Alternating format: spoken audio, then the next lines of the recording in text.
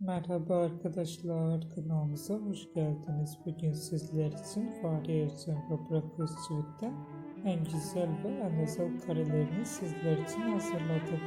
Burak Özçivit ve Fahriye Evcen çifti Çalı Kuşu dizisinde rol almış ve herkes tarafından çok beğenilmişti. Onlar bu diziden sonra evlenmiştiler. Biz de sizler için onların en güzel ve en romantik karelerini hazırladık. Bu videoların devamı gelmesini istiyorsanız kanalımıza abone olup yorum yazmayı unutmayın. Kanalımızda daha birçok video bulabilirsiniz.